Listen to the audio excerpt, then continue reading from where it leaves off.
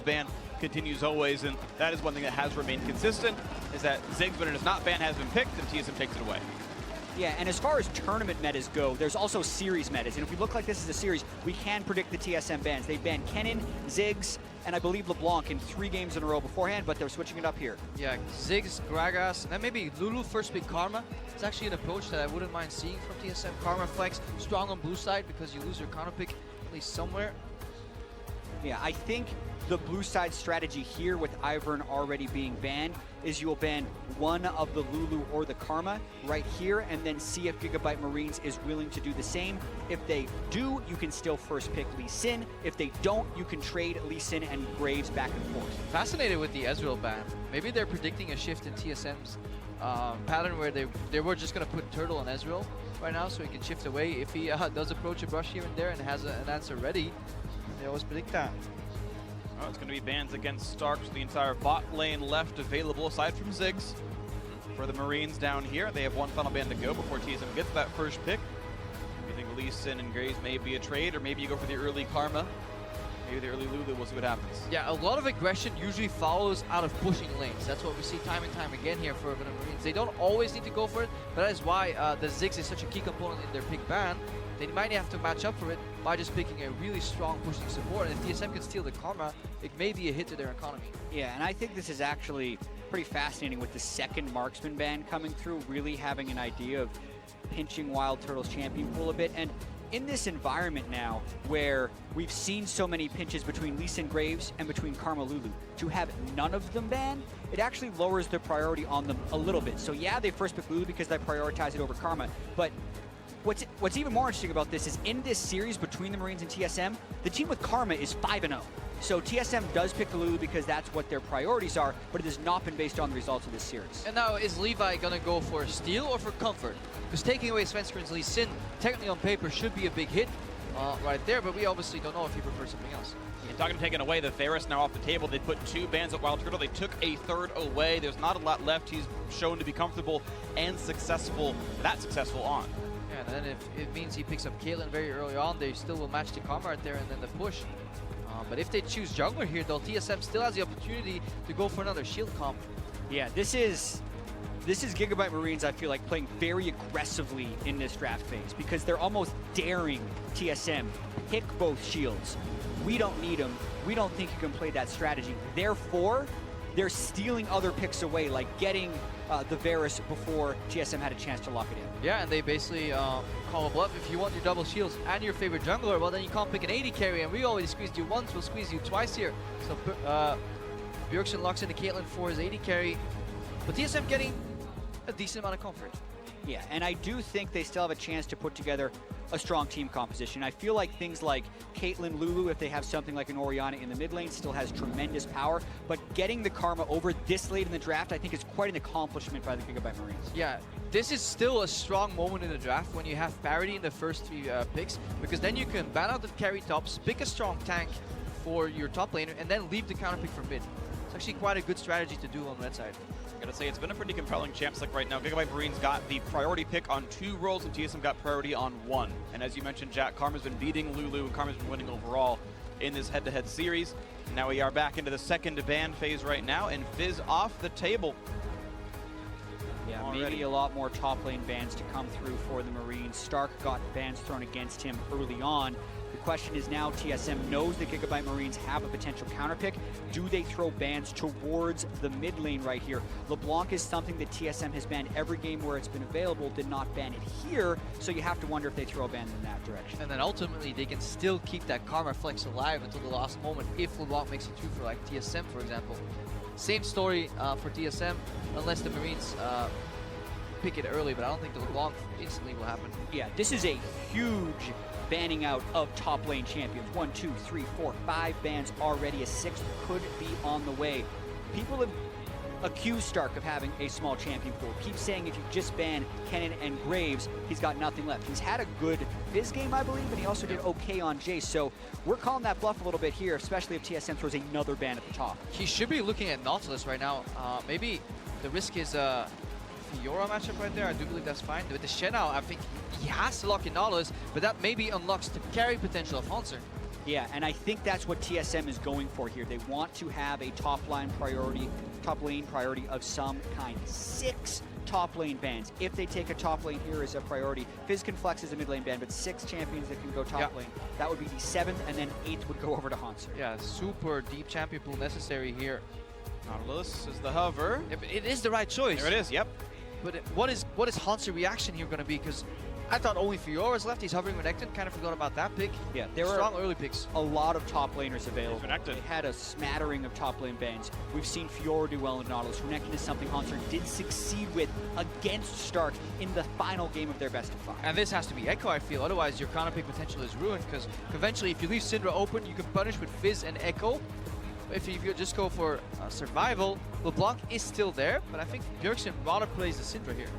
All right, well, LeBlanc it is, though, all the same. They left it up, TSM did, and have to play Syndra into the matchup. They let him blind pick the mid laner with half a mid lane ban and said, the entire pool's up for you, do what you want, LeBlanc comes through. Yeah, but thematically here, I think TSM gets some of their strengths. Like, what has been successful for them domestically and at the tournament is the ability to play around top side.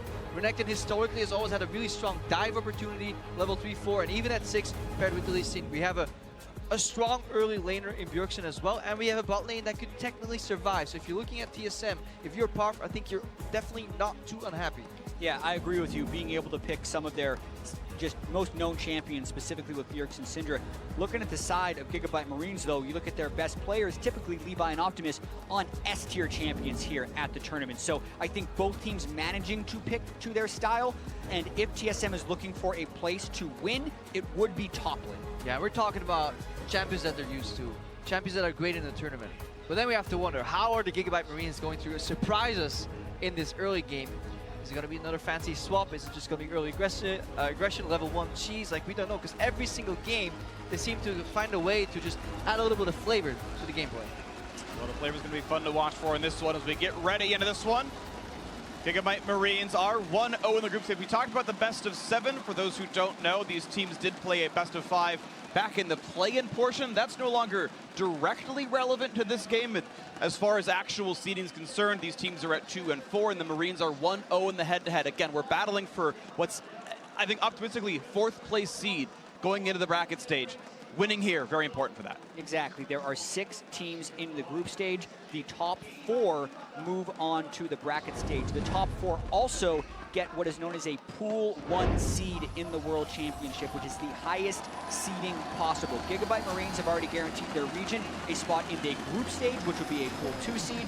They can go for Pool 1, and being 2-0 against TSM, one of the main people they're going to be trying to compete against, would be huge. All right, Optimus, he wants to get a ward again. He has consistently been starting Sweeper to get ward experience, to get level 2 first in mid lane. It actually has snowballed in quite a lot of advantages. So it's actually quite comical that the outplay to beat the Gigabyte Marines is not warding. That's what they want you to think. Yeah. Just don't ward. Trust us, we're not aggressive. Oh, unlucky. Marines sitting around hoping they can find a ward. They're not going to, and Sven just going to walk back out of the jungle. They did see Sven walk over, though, which puts Biofrost in a dangerous spot. Oh, he's going to get phase checked right now. Suddenly they're all here, and Biofrost's going to flash, but the root is on, and the damage is there. That is the worst possible way to play level 1. Phase check into a wall, holding up what Dyrus used to do back in 2014. But he did not find a ward. At least you got a hook. Yeah, and you know, no experience for a kill, right? Wink, wink. They do get experience for a kill. As well as gold. So the first blood gold goes over to Slay. Minor details. I wonder what happened there. I wonder what Sven Skaren was walking over towards mid lane for, because as soon as he does that, I also don't know why Biofrost would then try and take the spot, unless they were trying to do some type of delayed invade. Have to figure that out later, because what we know is that Gigabyte Marines come out swinging. Okay, Sven just gave away one of the Raptors to Archie. He auto-attacked and let it die to the back half of the Soul Flare, but Sven should still get level 2 off of. Oh, he doesn't. He lost actually that many. I didn't realize. Ooh, that's actually big, because now his second buff is slowed down a lot. So placing down on Sven, and he'll drop very low in the jungle. And he started W. He has no damage for this. Archie and Slay were quite late to their lane, so they're losing the push here. So Bifrost is here, but okay, this replay doesn't tell us much. It looks like they were going for a 4-9 contest. Oh, they think he's coming for the ward sweep. they're looking to punish him as he walks up for the ward sweep. That must have been it. Perhaps, but then you wonder why they weren't there with 4 people or 5 to match it. Optimus getting aggressive. And on to Bjergsen, red buff in for Levi, forcing the flash into this one. Couple more autos will do it. Here comes Sven, has the shield. He's turned shot. The Q, he's gonna get him. He's gonna get the trade kill. Svenskard gets a good early game. What a huge way back in the game, and that bails TSM out of that early game. Svenskard had the slow start. He had his Raptor stolen away. He was slow on red, but getting that first blood now gives him farm time and a bunch of gold up over Levi. And you can see that the Gigabyte Marines are always playing on the edge here. Levi going for a very creative flash to sidestep the sphere. The problem is he flashes in the just in tower range, I believe. It's a good engage here. Look, they're coming in. He's already level 2. First he gets punished. And incredibly close to getting the explosion on the wall there Gets from hit anyway. Waves Q onto Bjergsen, but he gets hit by the turret. Svenskard lands the Q, and that's all she wrote. As you mentioned, he did flash in a turret range, and he actually failed to flash the Dark Sphere. The fact that it triggered Thunderlords means it did land, and so the worst of both worlds, really. Big mechanical misplay from Levi. Now, Graves is a champion that can catch up pretty fast, even if he falls behind a little bit early. Lee Sin suffers a bit more, but he found that kill, so we're even again. Still going for the trades, and Bjergsen did a pretty good job of it, actually. But here comes Sven, looking for something to do, not going to find the kill. Something else that flowed out at level 1-2 when Karma and Varus were challenging Svenskard in the jungle is that Wild Turtle and Bifrost got first to lane.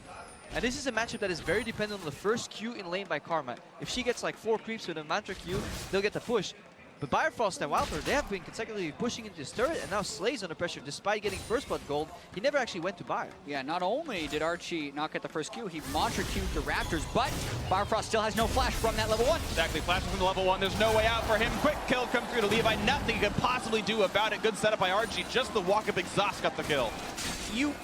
There's nothing you can do about it once he's there, but this has been a persistent problem for TSM's bottom lane here at MSI. They have not been contesting the blast cone in that lane, especially when you're pushed up. You have to find a time to trinket over the wall as a range support, hit the blast cone, walk back. That cuts off the routes for Graves to get in there while still having his quick draw up. Speaking of cutting off routes, they can't get away and block off Stark's Q. Gets to the wall pretty easily. And I like, it's a wasted teleport, right? And everybody saw Stark was safe. But it speaks to the mindset of the Gigabyte Marines. It is teleport first, think later.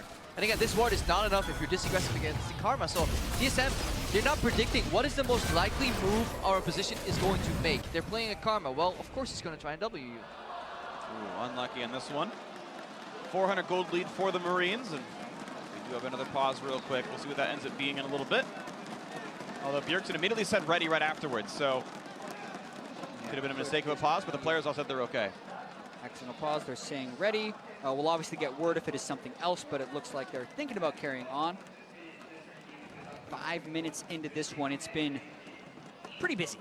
So I got word what it was. Apparently, LCS Pigeon sends his regards. There was a bug flying around right in front of, I guess, his littler cousin in front of Bjergsen, who paused, like, oh, there's insects here, I need to chill. Literal insect. Of course, Sven, not level 6, can't insect. And otherwise, they're ready to go. As we mentioned, the players all said ready. Crepo is groaning, even that was bad for his standards. Yeah. We are back into the game. You had some good ones, Freak, but I'm going to subtract some points for that one. That's fair. I mean, North America's not really showing up in this tournament. My puns, I guess, to emblematic of that. Biofrost getting jumped on, does get away with it. The haste gets him out of this one, and nice trade by Wild Turtle. Gets a good amount of damage on that Slay. The traps were there. Ignite's almost enough. Will he burn down? And yes, he does! What a nice shot there for TSM, getting that kill picked up. Ooh, a lot of progression here. Not only does Ignite kill him, Turtle did not flash aggressively to go for the auto. Now they still have flashes. He's evolving. He's Who learned. Guessed? And that means double summoner spell burn from Slay as well. That is a killer for that lane, which was just ganked successfully by Levi. That's why you always mind the trap. Yep. You never step on it. You gotta mind that one. I do want to point out that Slay, as you mentioned, getting first lane, I don't believe he recalled at the first blood, so he was laning with 400 gold in pocket, but not that second longsword, for example. So they were laning on somewhat equal footing initially, but as you mentioned, this fight was still won by TSM. And they were late to lane. Yes. That was the biggest. They were actually down quite a bit of CS here. Then a counter gang came out to help them out, but the fact that TSM now gets this extra kill. Let's see, where does Turtle hide it? Yeah, places it down. There's that. And he's still slowed from Glitterland, who just walked into it. Yeah, you do have flash there if you're Slay, so yeah, it's inexcusable. You can't get jumped. And the other mistake is you need to heal before Ignite hits you. All right, Ignite cuts healing by 50%. Good players will understand, I'm gonna get all in here, and they will prematurely heal before Ignite lands. It's actually a crucial skill of playing bot lane, and of course Slay made that mistake as well, and small mechanical hiccups are hurting the Marines here in situations where they probably could have come out ahead.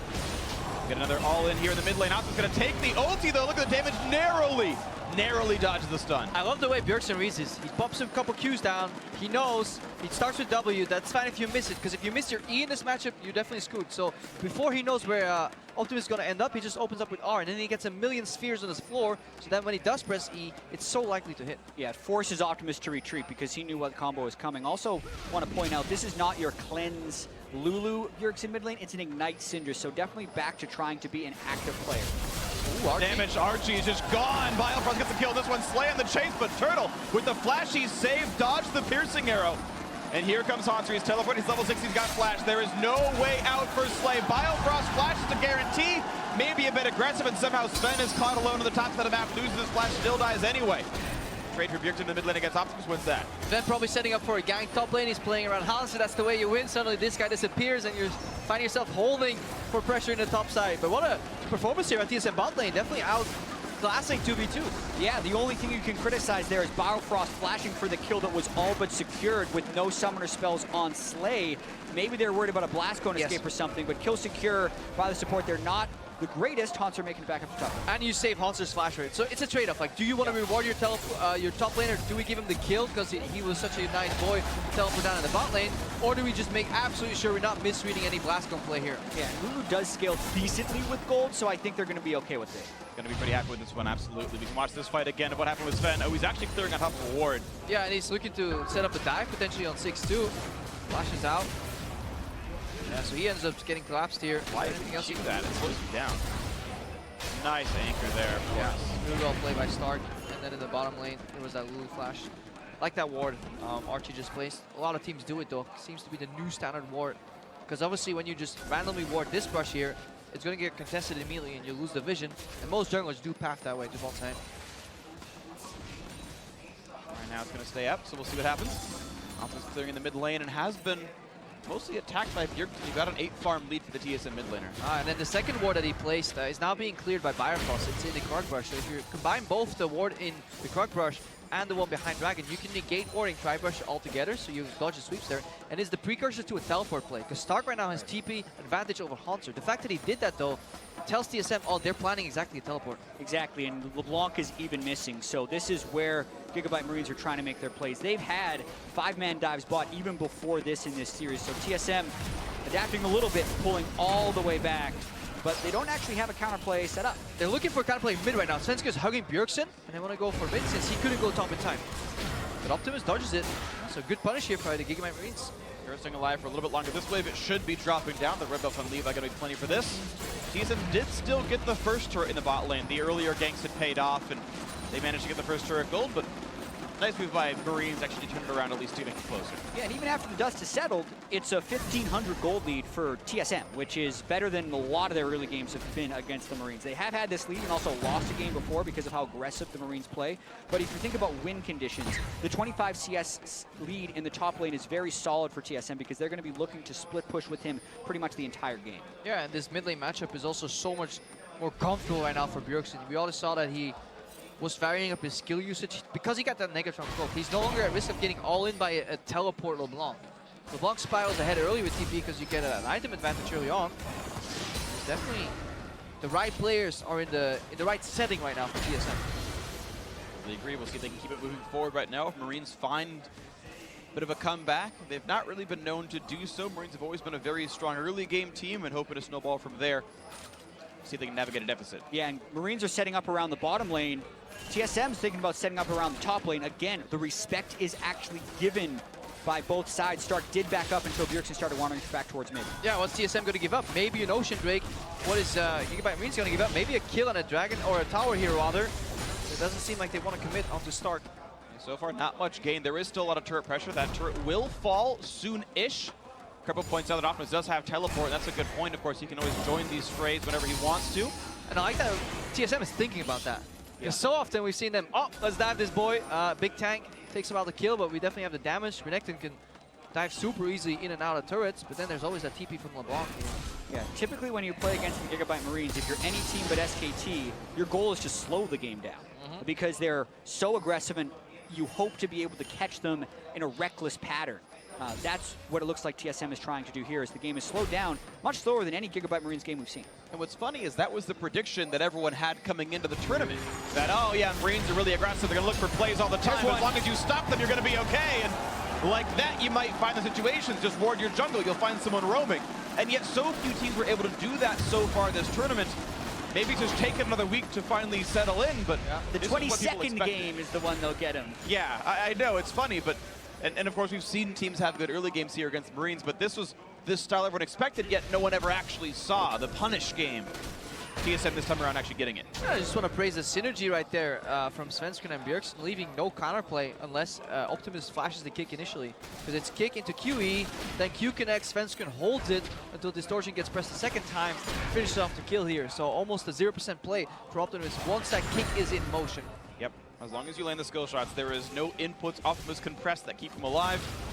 Good execution by TSM. 5-3 the kill score. 2,000 gold up is pretty solid for the 12.5 minute mark. Poncer continuing his level of dominance. 29 minions up and a lot of turret pressure on the top side. Yeah, and I'm a little surprised that we actually haven't seen anyone go for the Ocean Drake. We got to see in the last game what the power of 2 Ocean Drakes in a very frantic game can have, especially with the way Marines and TSM games have gone in the past, where it turns into these really long, extended fights where people are sticking around at low health. Ocean Drakes would be massively important in that, so very surprised Gigabyte Marines haven't tried to force it with all the attention. Top lane. Looks for the flash. He actually knocks up, well, hits the end of the reptile, but it actually turns back on Sven. Levi, when he has his E, can jump back over the wall. Uses ult for it. Sven takes some damage for that. Levi gets out. Yeah, who said Herald was bad on this match? Still finds his use sometimes. He does. It's interesting, actually, statistically. Rift Herald has actually gotten least in the North American LCS. And even the regions that get it the most in Europe and Korea, Rift Herald of this tournament is still picked up twice as often as in those regions. It's 9x what it is in North America. Yeah, exactly. For more numbers behind those stats, Rift Herald has been taken in half of the games coming into today. North America, it was taken in 11% of the games. Prepper and I were talking about this earlier, and we were trying to figure out some of the reasons, because the normal one you'd think, they're taking it in solo queue, it just carries over. But there's a lot of meta and champion reasons we think that could be happening. Yeah, generally open maps have you ending up more randomly on the top side as well. Also, if you can push deeper into tier 2, it's easier to pick something up along the way. Also, fast-paced games tend to have a lot of objective trades. We'll see if they can trade something on the top side. Ulti for damage. Haunter down to half HP, burns his own, and loses the flash for it. So in the one-on-one of flash forced, Marines pushing top. And the Marines, pushing top together as 4 again. They love just disappearing from lanes, showing up somewhere else where you least expect it. And this might be something that TSM has a lot of issues dealing with, because domestically, from what I've been seeing in the NALCS, is that they usually have very long standard laning phases, up until the 18-minute mark sometimes. And also that's why I feel like in NA there was very few Rift Heralds taken, because most bots were still 2v2 laning at this very point. See if that comes into anything, but it's TSM actually, because of the 4-man push top side, that leaves the bot lane open. You mentioned objective trades. Nothing actually came in the top lane push, really, but it leaves Ocean Drake completely available. TSM grabbed it, not a worry. Yeah, and Gigabyte Marines need to find a way to get this LeBlanc into the game. They haven't been able to make roams to the side lanes. They haven't been able to get the Gunblade completed, and it is their way of breaking open this map, especially when they have a Nautilus in the top lane who's more about grouping. Optimus is the guy that needs to be applying that side lane pressure, but Svenskeren and Bjergsen have been right on his tail this whole game and haven't allowed him to find an open. Yeah, this is where Archie is also maybe wishing he picked up the Bard instead of just having rival. He got another trap! So much damage on Optimus. Here comes the snipe. Can he get something to block at the shield? Didn't even get it there in time, so he just survives with his own HP bar. 2 flashes burned, and then also Levi's ultimate. That leaves this turret fairly defenseless. The damage been in this one. Plenty of damage to put through right now. Half HP already. And threatening the chance to die. Of course, he had burned his flash earlier, doesn't have that one, but the turret's going to fall. It can't run away. Here's the reaction. 1, 2 teleports coming out. Renekton is matching. This is the play. This fight could mean a whole lot for the rest of this one. Haunter on the front side. And looks like right now the Marines can't find their opening just yet, but they're still trying to chase. Bjergsen spamming spheres for the ulti possibility. And it's just 2 TPs for 1, nothing gained. Yeah, and now Gigabyte Marines is potentially going to try and double down. They didn't get that, but they hope they have the angle on mid lane. If they can't get damage on the mid lane turret, that's a big loss for Gigabyte Marines because that was the types of spells they can use to get some of the tempo back. But if they don't get this, it's huge. Oh, Stark jumps in against 5 people roughly. The rest of his team is still in mid lane or somewhere else. Haunter was far. It wasn't 5 people. I'll take that one back. That is also the gamble they take. They always hope that it is 3 or 4 randomly and 1 guy's in base. This is the move, though. Bjergsen was in base, and Haunter was in the top side. Oh, that was so nearly the catch on Wild Turtle. He just sidestepped the anchor toss, but here comes Haunter. He's popped ult. He wants in. Dashes forward, finds a giant knockup from Lulu. Look at the burst damage of this one. Haunter was trying to buy some time on the side. Nearly picks up Sven Skarn. Can't quite get him, but it did kill off Haunter despite the wild growth. They took him down. The trade kill comes through for Bjergsen. Haunter is still fighting in the sides. Can he get away from the CC, though? He's been spotted. He's been ignited. They know where he is. Bjergsen flashes for the damage output. They're going to get him. He actually gets back out of a trap. Heads up play by Turtle to trap the distortion marker.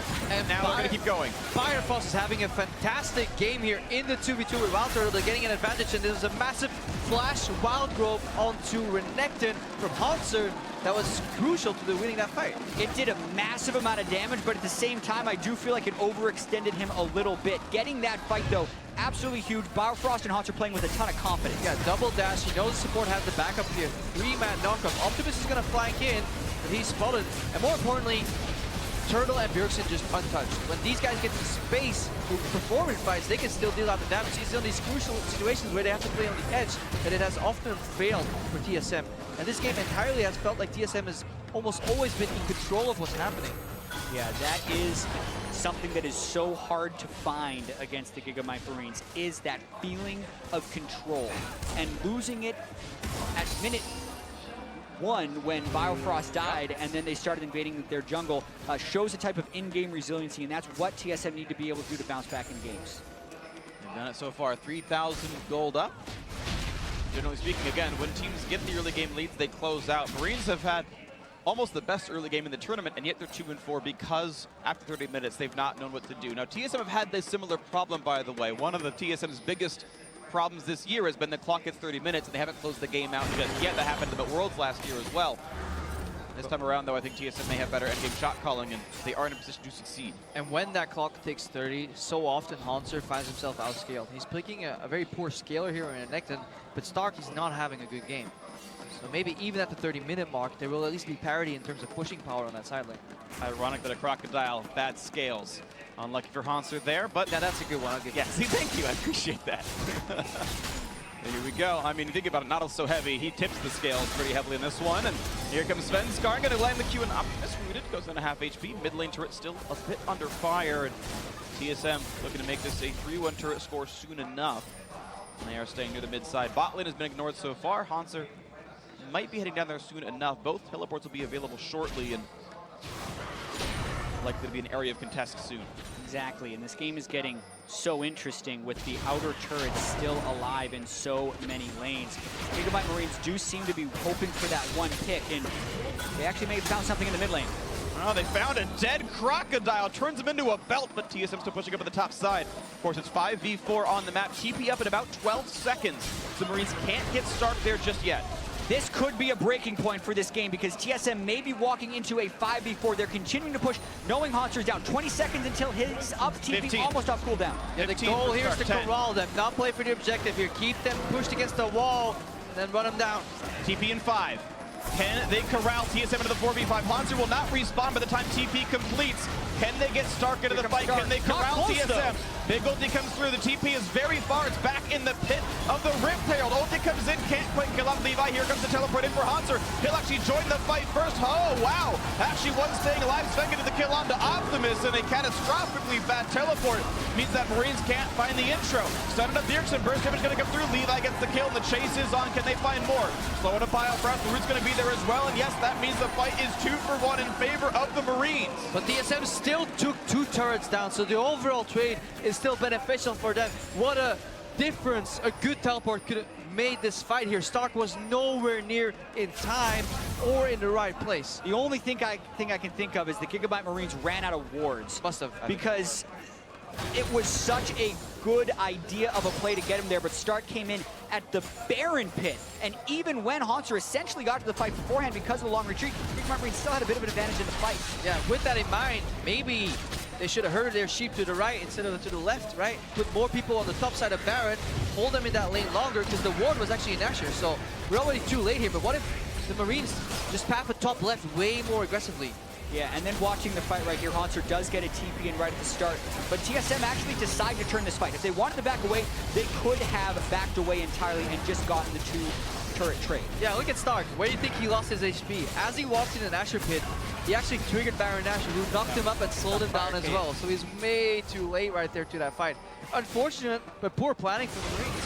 I don't think the Sunfire Cape on its own triggers Baron. I could be wrong, but I don't really play the lane. I think he might have like tried to Q a wall and it's like, oops, I actually triggered Baron on accident. Yeah. I tried to move around the map. And Stark again, kind of wrong place, wrong time right here. He goes up to the top side with no turret to defend, gives away the Mountain Drake to TSM.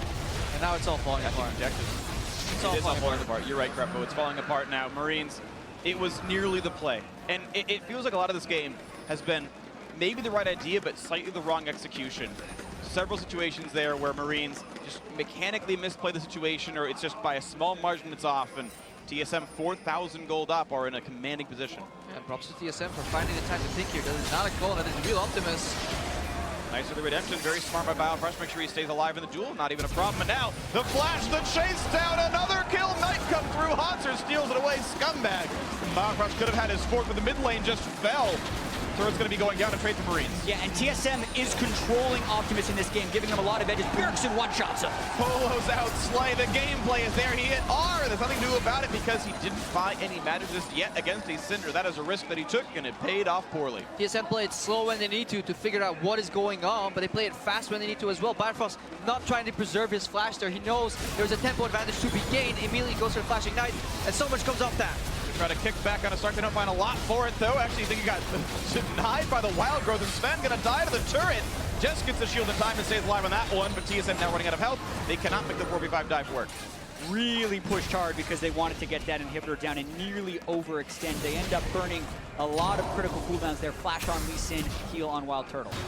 It is Baron the clock here, so a crucial misstep could still turn the tides here in the game.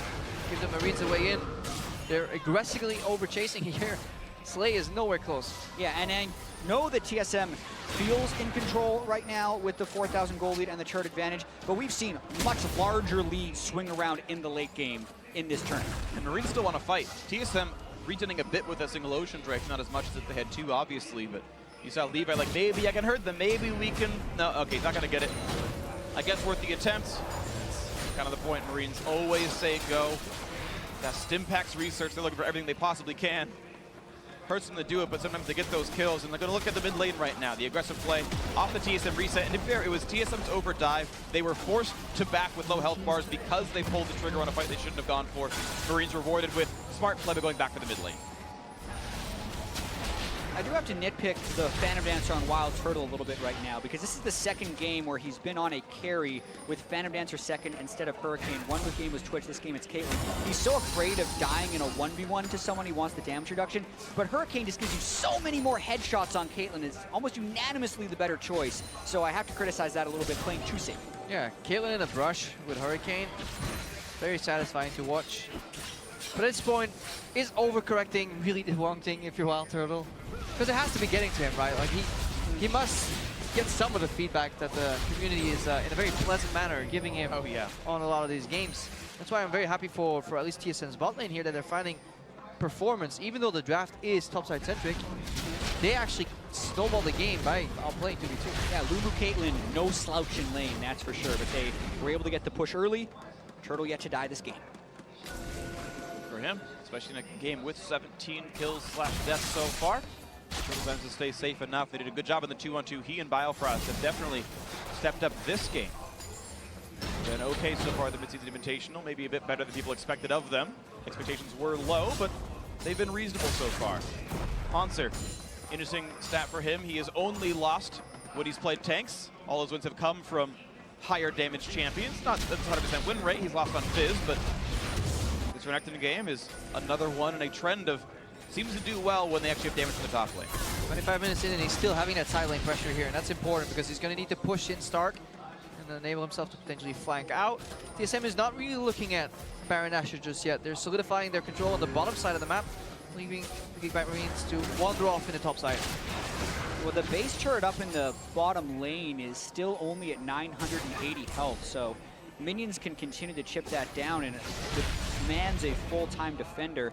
Not to mention, without Nautilus near the team for Gigabyte Marines, it kind of allows TSM to find the fight. Syndra and Lee Sin are great initiators in their own right, whereas Gigabyte Marines don't have as many options with just the Varus and the Blanc. Moment of reprieve here as Bjergsen goes to the side lane here. I think it's very important when you play against Gigabyte Marines that you always cater towards your side lanes. Minion push there can reveal your opponents, especially now TSM is basing. They need a few more control wards. 2 each is technically enough to get the perfect Baron setup, but then you need to use your sweepers ultra efficiently. Yeah, and you need everyone to pitch in right there. Bjergsen sitting on 2 Doran's rings should probably sell one of those Doran's rings and have it for a control ward spot. Good preach. Ah, he just sold it and bought 2 control wards. It's almost as if they can hear you. They cannot. Cannot. It's almost as if Sometimes they are also I wish good they players. could, Like, honestly. Turtle, what should you buy? Probably a Hurricane, but who knows? it'll be next, don't worry. Or Sells- rapid fire Sells cannon. the PD for a Hurricane. Do not recommend that. It's like the 1,000 gold hit, no big deal. What are the odds his second zeal is rapid fire cannon instead of hurricane? Because rapid fire cannon is the more defensive option. I would lose it. I would lose it too. He's Hurricane. It's like actually just terrible for damage output. We'll see what he ends up doing here in this one. Turtle, though, has been at least consistent in this game. 3,000 gold remains the lead. And honestly, 3,000 is not that high. Like, if TSM were really playing an excellent game, they would have more of a lead. They are still likely to close out, but this game is within reach for the Marines. TSM's closing macro has always had a slow nature to it, but the strength of it was that it was almost uncounterable for a lot of teams because they did every step so meticulously, right? They never left you a chance to fight back. Yeah, and that just hasn't been the case here at MSI. They had a 10,000 gold lead against G2 yesterday, nearly threw that one away. So this lead only at 3,000 gold, definitely not safe, but they're trying to pull it off. They've done this very well in the past, and they're trying to do it again. Now we get to judge them. They get the Scuttle Crab. They had a good river sweep where they start in the brush, and they have people helping Bifrost. Because as a support, you want to get the sweeper on, but you want your buddies to kill the wards for you so you can get maximum coverage. You have the control ward seemingly in the right spot, one in the pit, but they're not defending the vision because they're going for a dragon here, so they're sacrificing vision for an ocean trade at 28 minutes, so this is a good stalling mechanic for the Marines. It's interesting. As you mentioned, it's the TSM. Okay, looking for the fight on Optimus. Can't quite kill him. Now it's Levi looking for the battle against Hunter. The Grump. The Grump works for TSM. They paid off the map. It's a 6v5, and Hunter now with the Wild Growth finds his second kill. Levi's dead. Stark's up next. He flashes, but he's got nowhere to go. Looks for a blast cone. They're going to stun him up. He still gets away with it. Hanser probably should have jumped for that one. Can't quite get it yet. But there's still going to be more damage coming through from Turtle. The anchor toss. The snipe doesn't punch through the shield. 2 for 0 so far TSM, and now it's time for Baron. Yeah, no smite, no Optimus. That is the encapsulation of why TSM like playing around topside. If Hanser can pull off plays like that. Yeah, the idea is right. You see them go for dragon. You are behind. Oh, Fight back. okay. Doesn't hit Nasher. Yeah. It Fun doesn't? fact, when I saw a Redemption steal Nasher, it's because the Redemption procced a Thunderlords, which then stole Nasher. The Redemption actually doesn't hit the Nasher as far as I know. I didn't know that. Oh, let's read it. Yeah, I'm okay. We'll do that later. They're pushing mid lane, guys. They're retreating in mid lane. Meanwhile, Optimus gets game played on by Bjergsen. And one more attack is going to do it. Q takes him down. Thank you, Jack, for the play-by-play. I apologize for nerding out about Redemption. Locket's on. Here comes the refight, but of course the mid lane is already dead. Means it's easy for TSM to win this. Stark is tanky, but he is still very much alone. Looks like a little mini Nautilus in this one running away.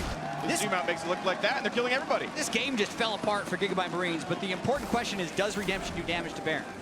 Did you actually find out? It burns enemy champions and damage to minions. It does not seem to damage monsters at all. Got it. I stand corrected. Thank you Gives very you much. vision though. Does give you vision. So you can watch your Baron being taken away from you. It's kind of sadomasochism for Gigabyte Marines. They knew what was coming. They just wanted to watch. Masochism, I suppose. Sadism, I believe, is hurting others, and it doesn't really do that so much. Or I'm backwards. Either way, TSM looking to close the game out. 30 minutes in. Revenge on the Gigabyte Marines. The best of 7 will go the way of TSM. The head-to-head in the group stage will tie at 1-1. TSM moves up to 3rd place at 3 and 4. Momentarily, at least, Redemption to heal up the TSM health bars. And here comes the force for the Nexus, doing it better than G2 could. Nexus falls down. TSM get the win. And that's a huge relief for TSM in this tournament. If they want to make it into top 4, they had to win this game against the Gigabyte Marines. And the better thing for them is they played through topside, they drafted some of their signature champions, and they made it work on the international stage. Yeah, we kept talking about it. Don't give the Marines their comfort picks.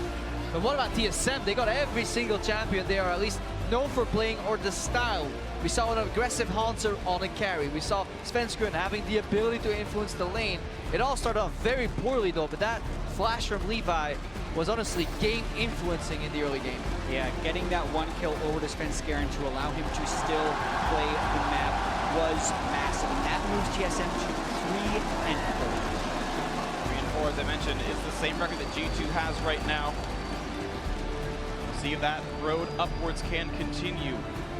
TSM have definitely had a up and down split so far. They did manage to top north the Bearcats. Why are they here in the first place? And here at MSI, it's been testy. They took down WE, the team sitting alone in second. They had dropped to Gigabyte Marines earlier on the tournament, and then they get revenge here, and again, are in position to grab that playoff spot. And there's also a world where TSM versus G2 rematch will actually decide who takes the #1 seed home. See what it ends up being. Yeah, I do have to congratulate Kobe as well for getting the proper prediction despite my advice. So good job. NA power is what it's about. I guess Kobe was right. NA won here in this one. Now we're going to head up to our analyst to walk us through that TSM win. Thank you very much, Freak, as TSM exit the stage. To plenty of cheers from the crowd. I mean, they've been fans of every team and all the action happening here at MSI. But the best of 7, TSM gets the final say. 4-3. Kobe, how you feel? You're probably riding a high after that, right? Well, one of the big things that they also